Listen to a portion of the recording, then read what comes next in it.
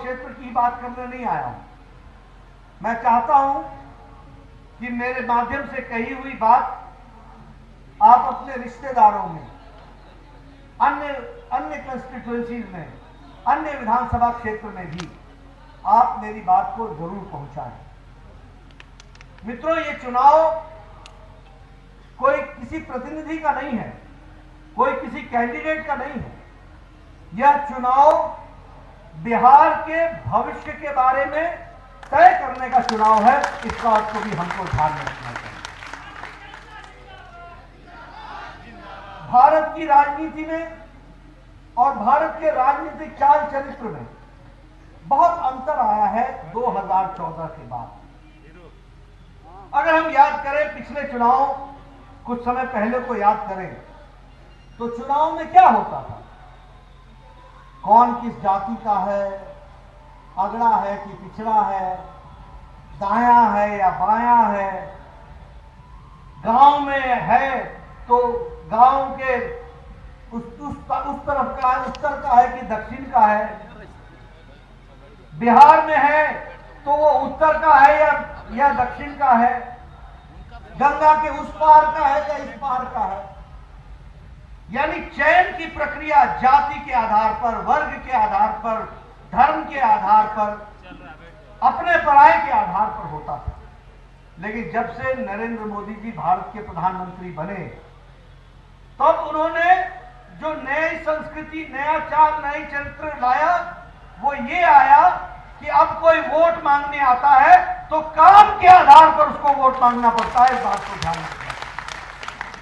और इसीलिए आजकल राष्ट्रीय जनता दल के भी कैंडिडेट्स वो भी आजकल यह बात करने लगे हैं कि हम तुम्हारे लिए ये करेंगे, हम वो करेंगे। ये कभी नहीं बोलते थे। ये तो भाषण देते थे, हम भैंस के पीठ पर बैठल बारी हैं, हम इधर गए बा, हम उधर गए बा। यही करते थे कि नहीं करते थे? यही करते थे कि नहीं 15 साल? इनको अब बिहार की जनता ने बोलने को मजबूर कर दिया है कि हम तुम्हारे लिए कुछ करेंगे। करेंगे फिर भी नहीं, करेंगे वही जो पहले करते थे, लेकिन बोलने के लिए मजबूर किया। तो नरेंद्र मोदी जी ने भारत की संस्कृति बदली है, इस कारण से ये हुआ है। इसको हमको समझना। दूसरी बात, पिछली बार मोदी जी ने कहा था कि मैं 1,25,000 करोड़ रुपए बिहार को पैकेज के रूप में देंगे। कहा था कि नहीं कहा था? कहा था। तो उस समय कहते थे कि तो जुमला बात, जुमला जुमला। क्यों? क्योंकि खुद कभी किया ही नहीं था, कभी किया ही नहीं था, इसलिए इनको जुमला लगता था।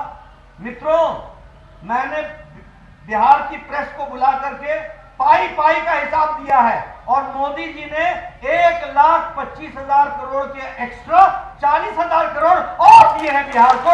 ये ध्यान रखना चाहिए। और मित्रों, मैं आपको बताना चाहता हूं, लोग भूल गए होंगे, एक जमाना आ गया था कि डाक बंगला चौराहा में 5 बजे के बाद कोई खड़ा नहीं हो सकता था। मैं ठीक बोल रहा हूं कि गलत बोल रहा हूं?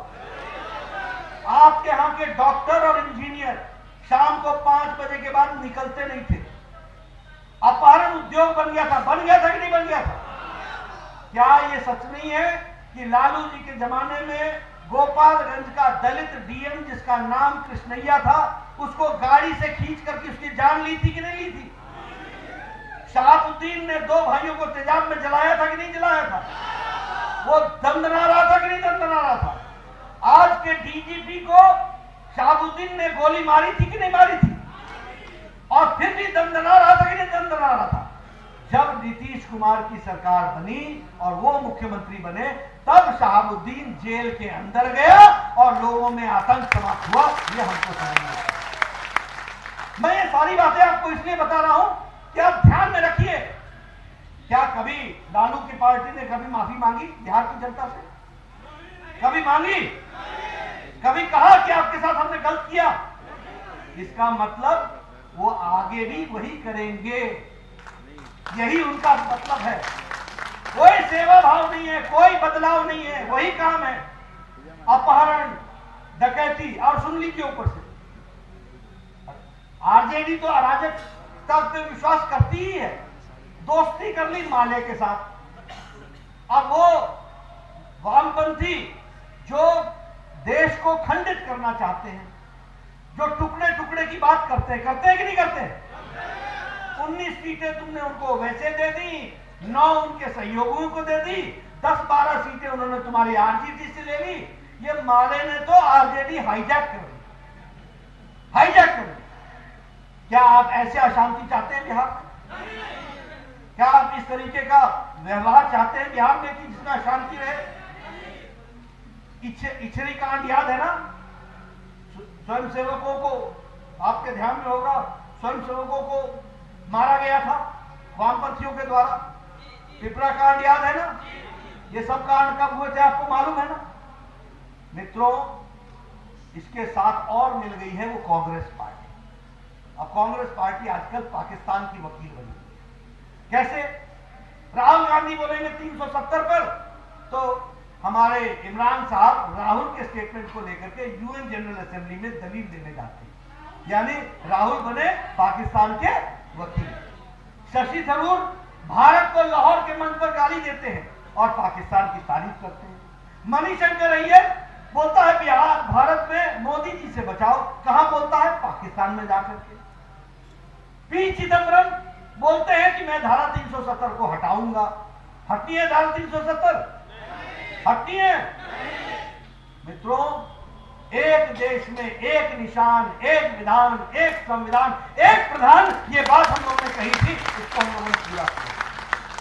इसलिए मित्रों, मैं आपको सिर्फ एक ही बात बताने आया हूं कि चुनाव की दृष्टि से आप सब लोग अपने अधिकारों को पहचाने और आप चुनाव में एनडीए के कैंडिडेट्स को विजय हासिल करें।